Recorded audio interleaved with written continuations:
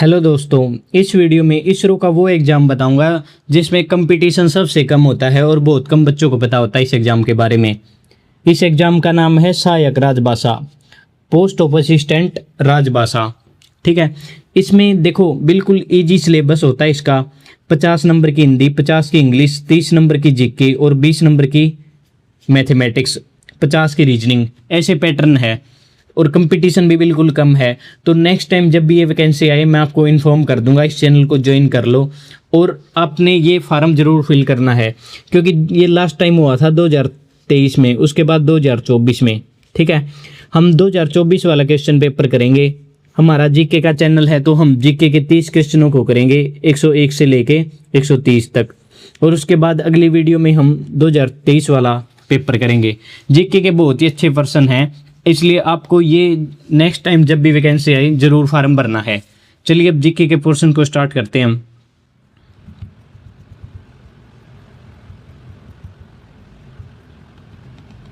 ये आ गया जीके का पोर्शन। 101वां क्वेश्चन है, निम्नलिखित में से कौन सा मुंशी प्रेमचंद द्वारा नहीं लिखा गया है? गाइड, जो बाकी हैं गबन, गोदान और मानसरोवर, ये तीनों ही मुंशी प्रेमचंद जी के द्वारा लिखे गए हैं। ठीक है, जो गाइड है इसका पूरा नाम है द गाइड, जिसको लिखा है आर के नारायण ने। आर के नारायण की सबसे जरूरी बुक है, ये बहुत बार पूछी जाती है एग्जाम में। और एक और बुक है आर के नारायण जी की, मालगुडी डेज।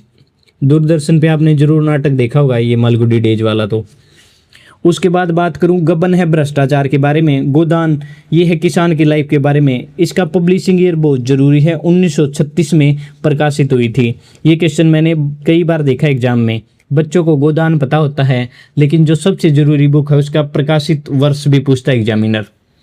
और जो मुंशी प्रेमचंद हैं इनको हम उपन्यास सम्राट के नाम से जानते हैं।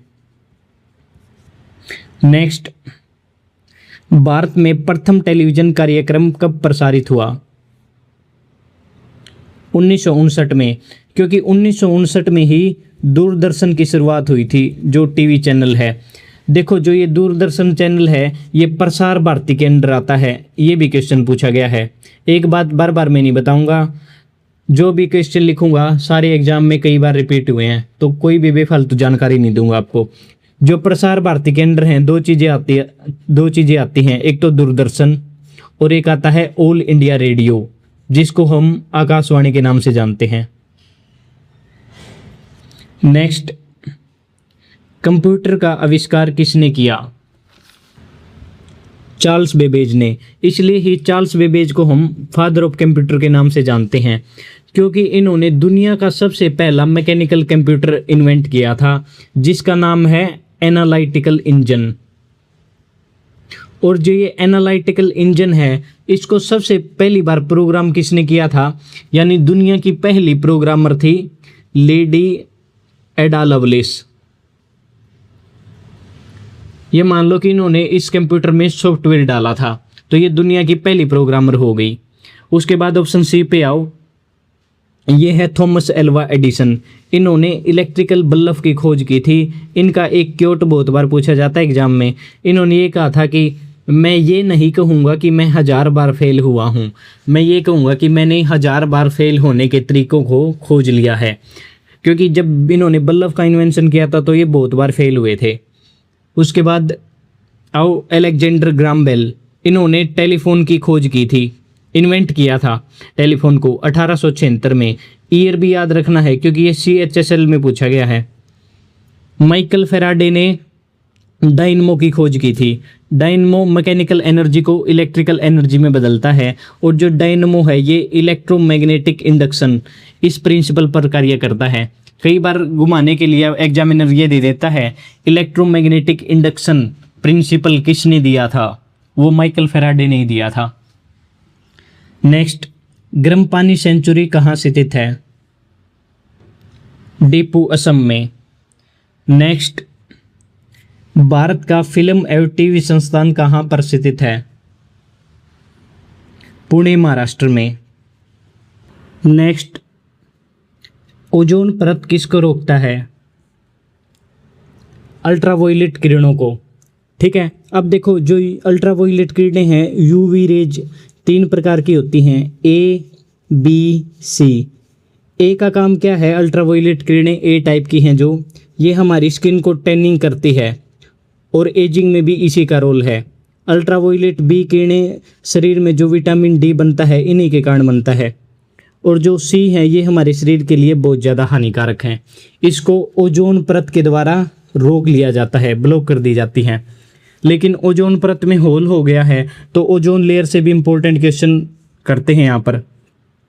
ओजोन लेयर समताप मंडल में पाई जाती है जिसको हम इंग्लिश में स्ट्रेटोस्फीयर कहते हैं। ये वायुमंडल की दूसरी लेयर है और ओजोन का फार्मूला है O3, यानी ये एक एलोट्रोप है ऑक्सीजन का ये अपरूप है।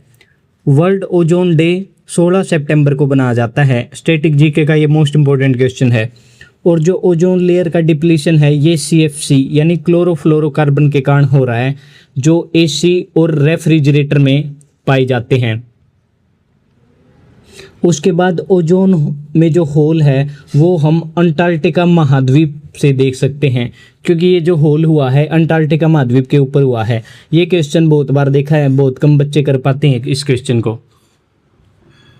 उसके बाद ओजोन लेयर से 2 कन्वेंशन करवाता हूँ। कन्वेंशन का मतलब है इंटरनेशनल मीटिंग, इसको रोकने के लिए ताकि ये और डिप्लीट ना हो।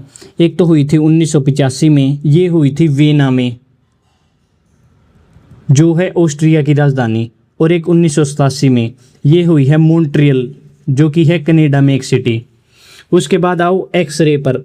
एक्सरे से इंपॉर्टेंट क्वेश्चन बनता है एक्सरे की खोज किसने की, विलियम रोंटगन ने। और इसको हम मेडिकल इमेजिंग में काम करते हैं, जैसे हड्डी पसली टूट जाए तो एक्सरे करवाते हो ना। उसके बाद गामा रेज। गामा रेज वो इलेक्ट्रोमैग्नेटिक वेव्स है जिसकी फ्रीक्वेंसी सबसे ज़्यादा है और इसकी वेवलेंथ सबसे कम है। देखो ये सभी 4 ऑप्शनों में क्या हैं, इलेक्ट्रोमैग्नेटिक वेव हैं। इलेक्ट्रोमैग्नेटिक वेव को कोई भी मीडियम नहीं चाहता ट्रेवल के लिए, और इनकी सभी की स्पीड एक जैसी होती है, लाइट की स्पीड के इक्वल 3 × 10⁸ मीटर पर सेकेंड। ठीक है, तो मैंने फिजिक्स के टॉप 100 क्वेश्चन कराए हैं, उनमें गामा रे के और इलेक्ट्रोमैग्नेटिक वेव से रिलेटेड 2-3 क्वेश्चन आए थे। वो आप वीडियो ज़रूर देखना जो मैंने टॉप 100 सीरीज चला रखी है सभी सब्जेक्टों की, क्योंकि उसमें वही क्वेश्चन कराता हूँ जो सबसे ज़्यादा बार रिपीट होते हैं। उसमें मैंने शॉर्टकट भी बताया है किस प्रकार इनको याद रखना है, उसके लिए शॉर्टकट बता रहा हूँ आपको। ये 7 इलेक्ट्रोमैग्नेटिक वेव हैं, इनको याद करने के लिए मैंने बताया था Rashmika Mandanna is very ultimate extraordinary girl. ठीक है, अब यहाँ पे और ज़्यादा नहीं बताऊँगा। उसके बाद है इंफ्रारेड रेडिएशन। इनसे क्वेश्चन बनता है, इनका दूसरा नाम है हीट वेव्स, या इनको हम कहते हैं थर्मल रेडिएशन। और सबसे ज़्यादा इंफ्रारेड रेडिएशन का उपयोग होता है टीवी रिमोट में, जो टीवी से लाइट निकलती है। विजिबल लाइट, ये तो विबग्योर होता है, विबग्योर पैटर्न, वो भी मैंने अच्छे से समझाया है टॉप 100 सीरीज में, आप वो वीडियो देखो। नेक्स्ट, इकोलॉजी यानी परिस्थिति किससे संबंधित है, जीव और उसके वातावरण के पर्यावरण के बीच संबंध। अब देखो इकोलॉजी से प्रश्न पूछता है, जो ये इकोलॉजी वर्ड है इसको दिया किसने था, अर्नेस्ट हैक्ल ने। इंपॉर्टेंट क्वेश्चन है बहुत ज़्यादा ये। उसके बाद आओ ऑप्शन डी पर, टिश्यू की स्टडी को हम कहते हैं हिस्टोलॉजी। जब सेल मिलते हैं तो बनता है टिश्यू। सेल को अगर फिजिक्स में मिलाओगे तो बनती है बैटरी, अगर बायो में मिलाओगे तो बनता है टिश्यू। उत्तर सेल की स्टडी को हम कहते हैं साइटोलॉजी। सेल की सबसे पहली बार खोज की थी 1665 में, रॉबर्ट हुक ने कोर्क के ऊपर एक्सपेरिमेंट किया था उन्होंने, तब उनको सेल का पता चला था। उसके बाद बर्ड की स्टडी को हम कहते हैं ऑर्निथोलॉजी। और जो बर्ड का विशेषज्ञ होता है उसको ऑर्निथोलॉजिस्ट। भारत का सबसे बड़ा ऑर्निथोलॉजिस्ट कौन है, वो है डॉक्टर सलीम अली, इसलिए ही उनको हम बर्ड मैन ऑफ इंडिया के नाम से जानते हैं। Most important question. नेक्स्ट, विश्व के कौन से देश में सबसे विशाल बुद्ध मंदिर स्थित है, इंडोनेशिया। और मैंने एक एग्जाम देखा था उसमें इंडोनेशिया ऑप्शन नहीं था, इंडोनेशिया की जगह इंडोनेशिया के शहर दे दिए, तो आपको इंडोनेशिया का शहर याद रखना है, इंडोनेशिया के जावा शहर में है, जावा जगह पर। ठीक है, उसके बाद जो ये बुद्धिस्ट टेम्पल है इसका नाम क्या है, ये है बोरबुदुर बुद्धिस्ट टेम्पल। ये दुनिया का सबसे बड़ा बुद्धिस्ट टेम्पल है और दुनिया का सबसे बड़ा स्तूप, बौद्ध धर्म में स्तूप होते हैं ना, तो स्तूप भी यहीं पर है। अगर मैं भारत का सबसे बड़ा स्तूप की बात करूं, वो है केसरिया स्तूप, जो कि है बिहार में। भारत का सबसे बड़ा सांची का स्तूप नहीं है जो अशोक ने बनवाया था, नहीं, गलत है।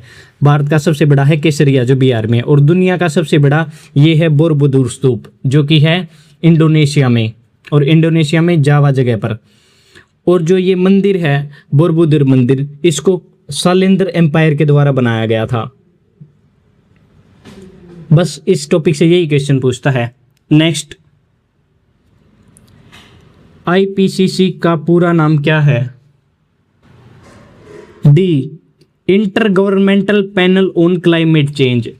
अब आईपीसीसी से और क्वेश्चन पूछा गया था, जो ये पैनल बनाया गया है ये किन संस्थाओं ने बनाया है? ये दो संस्थाओं ने मिलकर बनाया है। एक का नाम है WMO वर्ल्ड मेट्रोलॉजिकल ऑर्गेनाइजेशन, और है एक है United Nation environment programme.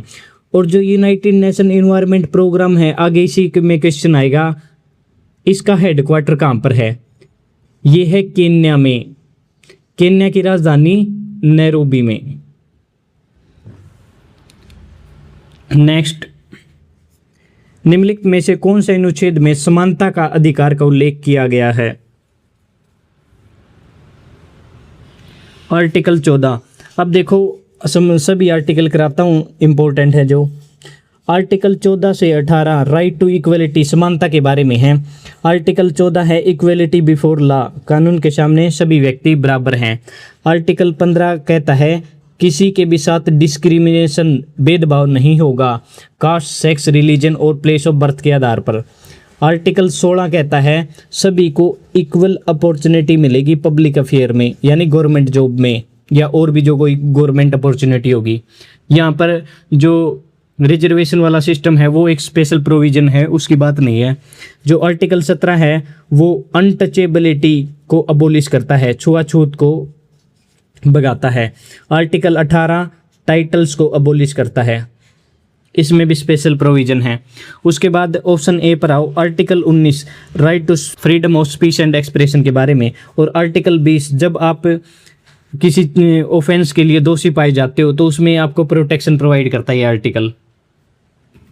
Next, 111वां question है, भारत के महान्यायवादी यानी अटॉर्नी जनरल की नियुक्ति किसके द्वारा की जाती है?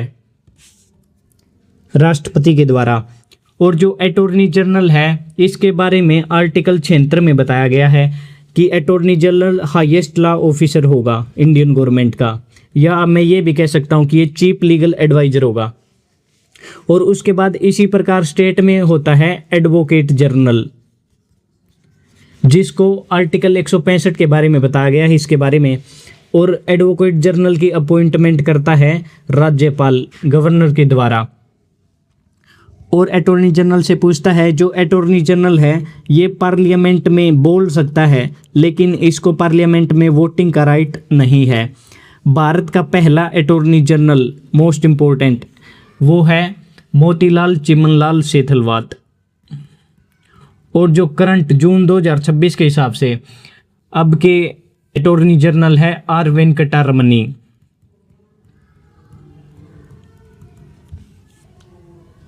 नेक्स्ट, अमजद अली खान निम्नलिखित में से किस वाद्य यंत्र से संबंधित है? सरोद। और इनको सरोद सम्राट के नाम से भी जाना जाता है। नेक्स्ट, निम्नलिखित में से कौन सा उपग्रह यानी सैटेलाइट देश भर में टीवी नेटवर्क कार्यक्रम प्रसारित करता है? Innocent 1B। और इनसेंट की फुल फॉर्म है इंडियन नेशनल सैटेलाइट। उसके बाद आओ आर्यभट्ट पर। आर्यभट्ट भारत का पहला सैटेलाइट था, यानी पहला उपग्रह था जिसको इसरो ने बनाया था, लेकिन इसको लॉन्च 1975 में यूएसएसआर के द्वारा किया गया था। आर्यभट्ट ये वही व्यक्ति हैं जिन्होंने, उनके नाम पर ही है, जिन्होंने जीरो की खोज की थी। नेक्स्ट,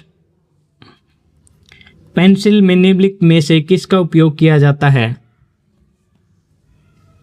ग्रेफाइट, देखो ये पेंसिल है, जो पेंसिल का आगे का ये हम बोलते हैं पेंसिल की निब, ये इस पेन इसको इंग्लिश में कहते हैं पेंसिल का लेड है ये, लेकिन लेड से नहीं बना होता, लेड एक धातु भी है जिसको इंग्लिश में पीबी से डिनोट करते हैं। ये बनी होती है ग्रेफाइट से, इसमें कंफ्यूज नहीं होना है। और जो ग्रेफाइट है ये हीट और इलेक्ट्रिसिटी का अच्छा कंडक्टर है। ग्रेफाइट कार्बन का एक एलोट्रोप है, अपरूप है। और ग्रेफाइट से क्वेश्चन पूछता है, ग्रेफाइट को हम न्यूक्लियर रिएक्टर में उपयोग करते हैं, और न्यूक्लियर रिएक्टर में इसको हम मॉडरेटर के रूप में उपयोग करते हैं, क्योंकि जो न्यूट्रॉन निकलते हैं उसकी वेलोसिटी को ये स्लो डाउन कर देता है।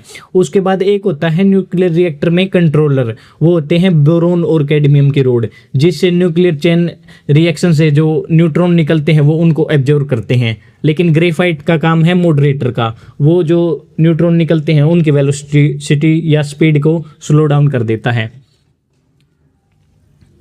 नेक्स्ट, निम्नलिखित में से कौन सा धातु सबसे हल्का है? लिथियम। लिथियम का एटॉमिक नंबर है 3। अब लिथियम से सभी इंपॉर्टेंट क्वेश्चन कराऊंगा यहाँ पर। लिथियम का सबसे ज़्यादा उपयोग होता है लिथियम आयन बैटरी में। उसके बाद ये 3 मेटल ध्यान रखो, लिथियम, सोडियम और पोटासियम। ये ऐसी 3 मेटल हैं जिनको हम चाकू से काट सकते हैं, ठीक है। और जो यही ऐसे 3 मेटल हैं जिनकी डेंसिटी, जिनका घनत्व पानी से कम है। पानी से कम घनत्व है तो ये पानी पर तैर सकते हैं। उसके बाद इन तीनों को किस चीज़ में स्टोर करते हैं? केरोसिन में, मिट्टी के तेल में। लेकिन कई बार एग्जाम में देखा मैंने इन दोनों को देता है, इसको नहीं देता, लेकिन कई बार दे देता है, तो तीनों ध्यान रखने आपने। उसके बाद आपने पीरियोडिक टेबल पढ़ी होगी। पीरियोडिक टेबल में आता है ग्रुप 1। ग्रुप 1 के एलिमेंट हैं ये सारे। अब देखो ग्रुप 1 में क्या क्या आते हैं, आपने पढ़ा होगा ना, शॉर्टकट जे आप ट्रिक लगा के पढ़ते हो, हेलिना की, रब से, फरियाद। अब हाइड्रोजन को छोड़ के ये जितने भी 6 मेटल बच गए इनको हम कहते हैं एल्कली मेटल। एल्कली क्यों कहते हैं? क्योंकि जब इनमें पानी मिलाएंगे तो कि क्या बना लेंगे? एल्कलाइन बना लेंगे, यानी बेसिक नेचर के होते हैं, हाइड्रोक्साइड बना लेंगे, इसलिए इनको कहते हैं हम एल्कली मेटल। अब बिल्कुल ध्यान से सुनना, एल्कली मेटल में ये पूछता है सबसे कठोर कौन सा मेटल है? एल्कली मेटल में सबसे कठोर है लिथियम।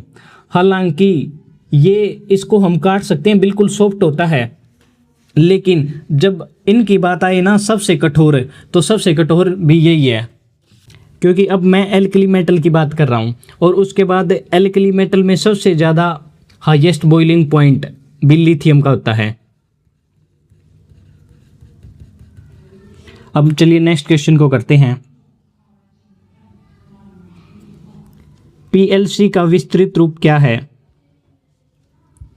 Programmable logic controller. ये क्या होता है पीएलसी? आपने जो बड़ी बड़ी मशीनें देखी होंगी फैक्ट्री में, उसके बाद वहाँ पे कंट्रोलर लगे होते हैं बड़ी बड़ी मशीनों को कंट्रोल करने के लिए। जो एक कंट्रोल पैनल होता है ना, इसी को प्रोग्रामेबल लॉजिक कंट्रोलर कहते हैं। ये क्या करते हैं? जो बड़ी बड़ी मशीन होती हैं, आप ये कह सकते हो कि उनके सीपीयू हैं जो इनको ऑटोमेटिक कंट्रोल करते हैं, ठीक है।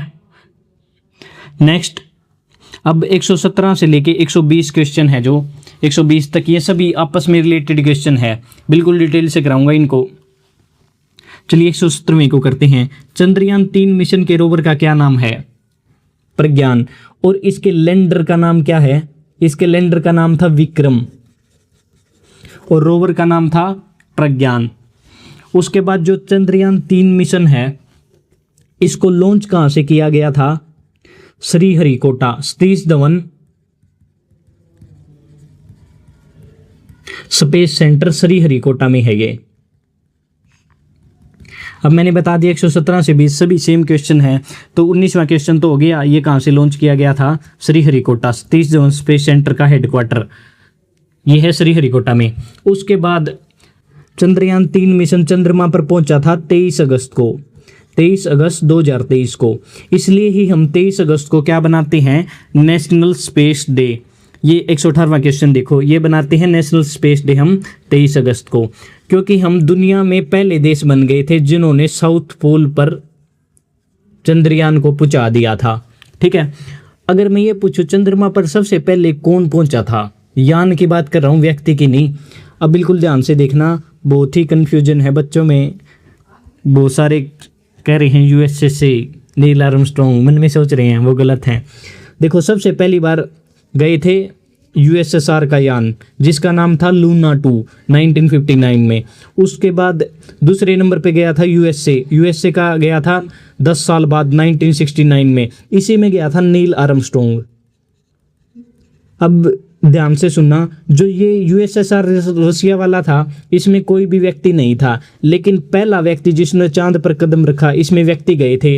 इस मिशन का नाम था अपोलो 11, ये यूएसए ने भेजा था। और तीसरी कंट्री थी चाइना ने 2013 में अपना यान भेजा था, व्यक्ति नहीं भेजे। उसके बाद चौथी कंट्री बन गई भारत ने 3 मिशन भेजे हैं अब तक चांद पर, तीनों सफल रहे। सबसे सफल है ये चंद्रयान 3, एक तो 2008 में चंद्रयान फर्स्ट, 2019 में चंद्रयान सेकंड और 2023 में चंद्रयान थर्ड, ये भेजा था। अब ये सारे क्वेश्चन क्लियर हो गए। अब 120वें क्वेश्चन को करते हैं। IRNSS क्या है? नेविगेशन सैटेलाइट, इसका मतलब है Indian regional navigation satellite system. अब इसका नाम चेंज करके क्या कर दिया है, नाविक। नाविक की फुल फॉर्म भी पूछता है, क्या है ये? इसको कहते हैं नेविगेशन विद इंडियन कॉन्स्टिलेशन। अब बताऊंगा ये है क्या चीज। जैसे अमेरिका वालों के पास है जीपीएस, ग्लोबल पोजिशनिंग सिस्टम, जो पूरे वर्ल्ड में चलता है, लेकिन इंडिया वालों ने अपनी सिक्योरिटी के लिए खुद बना है नाविक। उसके बाद चाइना वालों के पास है बाइडू। इसी प्रकार हमारे पास क्या है, IRNSS, जिसका अब नाम कर दिया है नाविक। नेक्स्ट 121वां क्वेश्चन है, प्रसिद्ध दिलवाड़ा मंदिर कहाँ स्थित है? राजस्थान में, और ये राजस्थान में एक जगह है माउंट आबू, वहां पर है। और जो ये दिलवाड़ा मंदिर है ये जैन मंदिर है, जैन टेम्पल है, जिसको चालुक्य वंश ने बनवाया था। चालुक्य वंश का दूसरा नाम है सोलंकी डायनेस्टी। नेक्स्ट, सांची स्तूप किसके निकट स्थित है? भोपाल। और एग्जामिनर पूछता है, ये भोपाल के तो नज़दीक है, लेकिन ये मध्य प्रदेश के रायसेन डिस्ट्रिक्ट में है। इसका संबंध बुद्ध धर्म से है। और जो ये सांची का स्तूप है ये अशोका के द्वारा बनाया गया था। उसके बाद अशोका के बाद इस पर काम किया था शुंग वंश ने। शुंग वंश के बाद जो तोरण द्वार होता है, जो आगे का द्वार होता है, गेट, ये इंपॉर्टेंट है, ये बनवाया था सतवाहन वंश ने। और जो तोरण द्वार हैं इसी पर बुद्ध की जातक कथाएं लिखी हुई हैं, बुद्ध के जन्म से रिलेटेड। और जो ये सांची का स्तूप है ये हमारे इंडिया के 200 रुपए के नोट पर भी इसी को छापा गया है। नेक्स्ट, टीपू सुल्तान किसका यानी किस जगह का शासक था? मैसूर। और ये मैसूर कहाँ पर है? कर्नाटक में। जो टीपू सुल्तान है उसको हम टाइगर ऑफ मैसूर, शेर मैसूर के नाम से जानते हैं। अब टीपू सुल्तान से बहुत ज़्यादा क्वेश्चन बनते हैं एग्जाम में, सभी को डिटेल में डिस्कस करेंगे यहाँ पर। सबसे ज़रूरी बात, जो टीपू सुल्तान है वो किसका बेटा था? हैदर अली का। सारी चीज़ें ध्यान से सुनो, एक एक आगे काम आएगी। और जो टीपू सुल्तान है उसकी राजधानी का नाम बहुत ज़रूरी है, रंगापट्टनम, श्रीरंगापट्टनम पट्टनम। और जो टीपू सुल्तान है उसके महल का नाम भी पूछा जाता है एग्जाम में, वो है दौलत बाग। अब टीपू सुल्तान हैदर अली का बेटा था, तो है ये इससे रिलेटेड इन्होंने 4 बार लड़े थे, फर्स्ट, सेकंड, थर्ड, फोर्थ। एक बार इसको इरेज कर रहा हूँ मैं, टाइगर ऑफ मैसूर को, क्योंकि यहाँ पे लिखने की जगह नहीं है। अब देखो इन्होंने 4 बार लड़े थे, first, second, third, fourth. First वार में जो टीपू सुल्तान का पिता था हैदर अली, इन्होंने अंग्रेजों को हरा दिया और इसकी विजय हुई। लेकिन दूसरे जो मैसूर का दूसरा युद्ध हुआ, इन युद्धों का नाम है एंग्लो मैसूर वॉर। दूसरा युद्ध हुआ था, उसमें क्या हुआ, 1784 में संधि हुई थी अंग्रेजों के बीच और इनके बीच। उस संधि का नाम है मैंगलोर की संधि, ट्रीटी ऑफ मैंगलोर। लेकिन फिर नहीं बात बनी, फिर दोबारा फिर लड़ाई हुई 1792 में, फिर दोबारा संधि हुई, ट्रीटी ऑफ श्रीरंगापट्टनम। इसमें जो आधी जमीन है श्रीरंगापट्टनम की वो अंग्रेजों को सौंप दी गई थी टीपू सुल्तान के द्वारा, लेकिन ये फिर भी नहीं माने। चौथा वार फिर किया, अंग्रेजों का पता ही है। 1799 में जब मृत्यु हो गई टीपू सुल्तान की इस वॉर में, और इस वॉर का नाम है बैटल ऑफ श्रीरंगापट्टनम। इसमें जो लॉर्ड वेलेंसली है ना, इन्होंने टीपू सुल्तान को हरा दिया था। तो ये पूछता है मैसूर का चौथा युद्ध कब हुआ, 1799 में। टीपू सुल्तान की मृत्यु भी 1799 में, और ये युद्ध हुआ था बैटल ऑफ श्रीरंगापट्टनम के नाम से, ठीक है। और जो ये 1792 वाली श्रीरंगापट्टनम वाली संधि है, ये लॉर्ड वेलेंस्की की और टीपू सुल्तान के बीच नहीं हुई थी, ये हुई थी लॉर्ड कॉर्नवालिस और टीपू सुल्तान के बीच में। इसमें साथ में निजाम ऑफ हैदराबाद और जो मराठा एम्पायर है वो भी इंक्लूड थे, लेकिन आप याद रखो लॉर्ड कॉर्नवालिस और टीपू सुल्तान के बीच में। लेकिन जो 1799 वाला युद्ध हुआ था, ये लॉर्ड वेलेंसली और टीपू सुल्तान के बीच में हुआ था। बस इससे ये इंपॉर्टेंट क्वेश्चन बनते हैं। नेक्स्ट, आधे बाइट को क्या कहते हैं, निब्बल। अब देखो ये सारी चीजें बताता हूं। जो एक बिट है जिसको डिनोट करते हैं बी से, ये जो डेटा होता है हमारा, डेटा कह लो या स्टोरेज कह लो, इसकी स्मॉलेस्ट यूनिट है। उसके बाद अगर 4 बिट मिल गए तो ये बन जाएगा एक निब्बल, 4 बिट्स। अगर 8 बिट्स मिल गए तो बन जाएगा 1 बाइट। 1024 बाइट्स का हो जाता है 1 किलोबाइट, और 1024 किलोबाइट मिल गई तो हो जाएगा 1 मेगाबाइट, 1 MB, और 1024 MB मिल गई तो बन जाएगा 1 GB, गीगाबाइट। ठीक है, चलिए अब नेक्स्ट करते हैं 125वां क्वेश्चन। बेकिंग सोडा का सामान्य नाम क्या है? Sodium bicarbonate. इसका फार्मूला है NaSCO3, और इसका एक और नाम है जिसको कहते हैं सोडियम हाइड्रोजन कार्बोनेट। अब बेकिंग सोडा से सभी इंपॉर्टेंट क्वेश्चन करेंगे। बेकिंग सोडा का उपयोग किया जाता है ऑन स्टिंग में। जब हमें चींटी काट लेती है या मधुमक्खी डंक मारती है तो हम मोस्ट गीला बेकिंग सोडा लगाते हैं तो आराम मिलता है। क्यों आराम मिलता है? क्योंकि चींटी के डंक में होता है फॉर्मिक अम्ल, और ये हो गया अक्षार। अम्ल और अक्षार मिलते हैं तो उदासीनीकरण अभिक्रिया होती है जिसमें लवण और जल बनता है और हमें आराम मिलता है। और इसका उपयोग किया जाता है एंटासिड में। एंटासिड में अगर अपच हो जाए तो हम बेकिंग सोडा का उपयोग करेंगे। वैसे एंटासिड में कॉमनली सबसे ज़्यादा यूज किया जाता है मैग्नीशियम हाइड्रोक्साइड, जिसको हम मिल्क ऑफ मैग्नीशिया के नाम से जानते हैं, लेकिन इसका भी उपयोग होता है। और उसके बाद 10th क्लास की एक इम्पोर्टेंट रिएक्शन है जो कम्पिटिटिव एग्जाम में बहुत बार पूछी जाती है कि बेकिंग सोडा बनता कैसे है। देखो इसको बनने का प्रोसीजर है, ये है हमारे पास नमक। नमक में मैं जब पानी और कार्बन डाइऑक्साइड और अमोनिया ये मिल गए तो क्या बनेगा? NH4Cl और NaSCO3, ये बन गया हमारा बेकिंग सोडा। ठीक है, अब देखो खाने में बेकिंग सोडा का उपयोग होता है। क्यों होता है? क्योंकि ये फूड को फ्लफी बना देता है, जल्दी पकाने में सहायता करता है। क्यों बनता है? उसका भी एक रीजन है। जब मैं इस NaHCO3 2 ला लो यहाँ पे ताकि बैलेंस करने में दिक्कत ना हो, इसको गर्म करूँगा तो क्या बनेगा? Na2CO3.H2O plus CO2। जो ये CO2 गैस है इसको ही हम फायर एक्सटिंग्विशर अग्निशमक में प्रयोग करते हैं, और ये ही फूड को फ्लफी बना देती है। अब देखो जो Na2CO3 है इसका नाम है सोडियम कार्बोनेट। अगर इस सोडियम कार्बोनेट में मैं 10 मोलिक्यूल पानी के मिला दूं तो क्या बन जाएगा? Na2CO3.10H2O। सोडियम कार्बोनेट 10 हो गया तो डेकाहाइड्रेट, इसी का नाम है वॉशिंग सोडा। देखो कितनी चीज़ें क्लियर हो गई एक कंसेप्ट से। चलिए 126वें क्वेश्चन को करते हैं।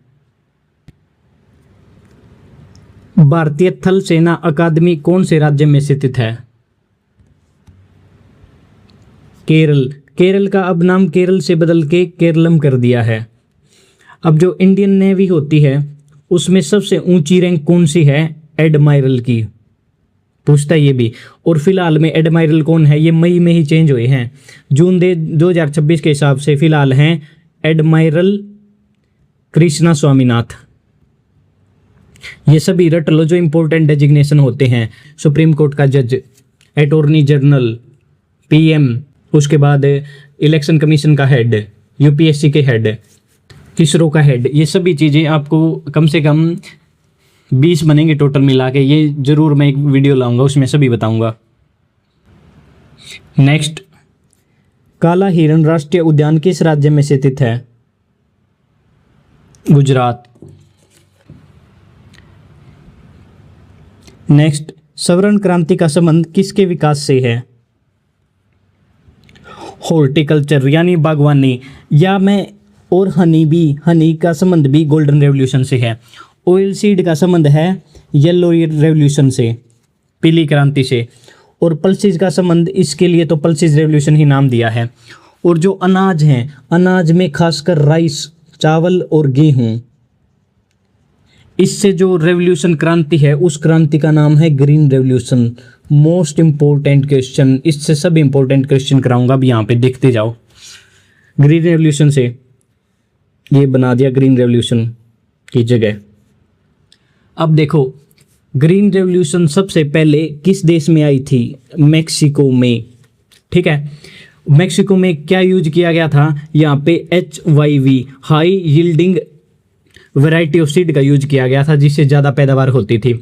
इसलिए जो ग्रीन रेवोल्यूशन है उसके फादर कौन हैं? Norman Borlaug. ये मेक्सिको के नहीं थे, ये भी क्वेश्चन है। ये कहाँ के हैं? ये USA के हैं। उसके बाद इंडिया में इसके फादर हैं MS स्वामीनाथन। जो ये ग्रीन रेवोल्यूशन है, इस टर्म को दिया किसने है? ग्रीन रेवोल्यूशन टर्म को, ये टर्म है जो, ये दी थी विलियम गॉड ने। पूछे जाते हैं, वैसे ही नहीं करा रहा क्वेश्चन ये। और जो MS स्वामीनाथन है, इसने भी एक टर्म दी थी जिसका नाम है एवरग्रीन रेवोल्यूशन।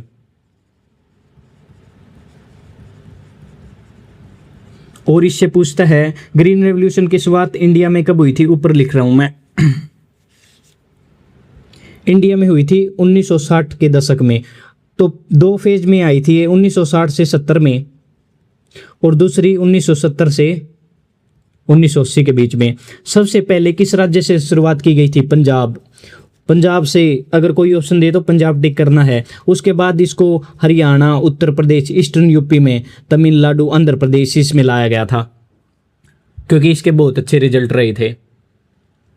और पूछता है ग्रीन रेवोल्यूशन से, जो ग्रीन रेवोल्यूशन है जब आया था उस समय इंडिया के प्रधानमंत्री कौन थे? उस समय इंडिया के प्रेसिडेंट थे लाल बहादुर शास्त्री जी। शास्त्री जी और लगाने दो।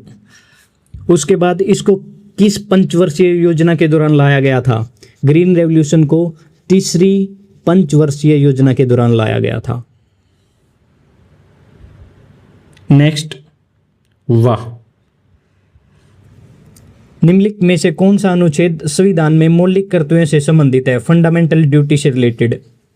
Article 51A। अब फंडामेंटल ड्यूटी से इंपॉर्टेंट क्वेश्चन कराऊंगा। देखो इस तरीके से पढ़ाता हूँ टॉप 100 सीरीज में मैं, तो टॉप 100 सीरीज आप जरूर करो। हर एक क्वेश्चन इस तरीके से समझा रखा है। जो फंडामेंटल ड्यूटीज हैं वो हमने USSR रसिया से ली हैं। जब संविधान को 26 जनवरी 1950 हमारा लागू हुआ था, अपनाया तो गया था 26 नवंबर 1950, 26 नवंबर 1950 नहीं 1949 को। इसी दिन को हम 26 नवंबर को इसलिए इंडियन कॉन्स्टिट्यूशन डे मनाते हैं, संविधान दिवस। इस समय कोई भी फंडामेंटल ड्यूटी नहीं थी हमारे पास, लेकिन 42वें संविधान संशोधन 1976 के बाद 10 फंडामेंटल ड्यूटी को ऐड किया गया और ये काम किया गया था स्वर्ण सिंह कमेटी की सिफारिश पर। इनको पार्ट 4A और आर्टिकल 51A में रखा गया। फिलहाल है हमारे पास 11, क्योंकि पहले 10 थी। 86वां संविधान संशोधन 2002 हुआ, उसमें राइट टू एजुकेशन को फंडामेंटल ड्यूटी ऐड किया गया है। ठीक है, अब इसको एक बार इरेज कर दूं। अब 130वां क्वेश्चन, लास्ट क्वेश्चन, यूएनईपी का पूरा नाम क्या है? Option A United Nation environment programme, और जो इसका हेडक्वार्टर है ये है नैरोबी, केन्या में। बस 30 क्वेश्चन कर लिए। अब मेरी बात को बिल्कुल ध्यान से सुनो, अगर आप इसी तरीके से पढ़ना चाहते हो तो आप चैनल को ज्वाइन कर लो, क्योंकि जीके की टॉप 100 सीरीज भी करा रखी है मैंने। मान लो हर सीरीज में 10 तो मैं कम से कम वीडियो लाऊंगा, 6-7 तो मैंने डाल दी हैं, 7 वीडियो। तो ये 1000 क्वेश्चन जीके के मोस्ट इंपॉर्टेंट क्वेश्चन है, इनमें से एक भी नहीं छोड़ना। और मैं देखो ये फंडामेंटल ड्यूटी करा रखा है ना, जैसे इसी प्रकार बिल्कुल डिटेल में कराता हूँ। तो मैं गारंटी लेता हूँ आपके एग्जाम में बहुत सारे क्वेश्चन आएंगे उस सीरीज से, और आगे भी ऐसी वीडियो आती रहेंगी। चलिए अब इस वीडियो को एंड करते हैं। हेलो दोस्तों।